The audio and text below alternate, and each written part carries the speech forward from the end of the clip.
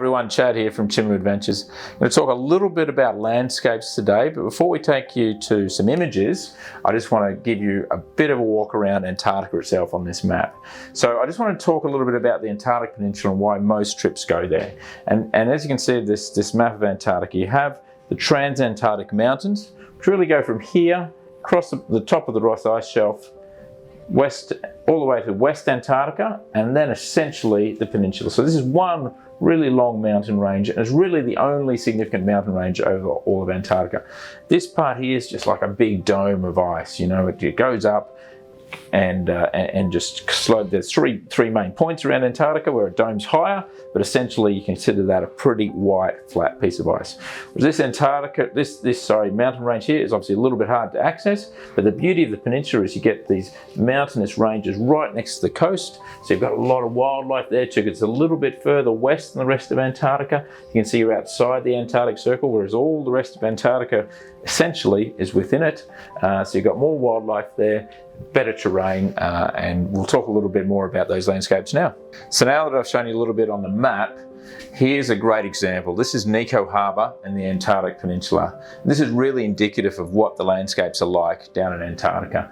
You have these mountain ranges in the background, glaciated rivers coming down into the water in the foreground, and if you're lucky, there's quite a few spots where you've got these great beaches. This photo is taken from a lookout point where you can climb up to. So you get a great variety. You know, even in this bay, you can see over there, it's very glaciated on that side, whereas on this side, you've got the beaches. So it can be quite different. There's also spectacular areas where they're like fjords from Norway, and you can actually sail the ships straight through it. And you've got one side, you've got these huge sort of granite cliffs coming out of Antarctica, and then you've got an island next to it which is similar granite cliffs, and you just slotted through it. There'll be icebergs all the way through. And there's always hidden gems as well. So you might be in one bay and you go around the corner and there's a completely different landscape. It had been flat before, and then a sudden peak comes out. The wildlife might be different. All of a sudden there's a pod of whales as well. So it's a very alive destination and changing all the time. Sometimes there's special places too, like Deception Island, which is a caldera of a volcano, and that volcano is still active. Fortunately, one little side of that volcano has been chipped away, and ships can actually sail into it. Inside there's very little ice at all, and you can actually climb up the walls of the caldera, get views out over the islands and things like that. And I think it's the islands in particular that are very different from Antarctica itself.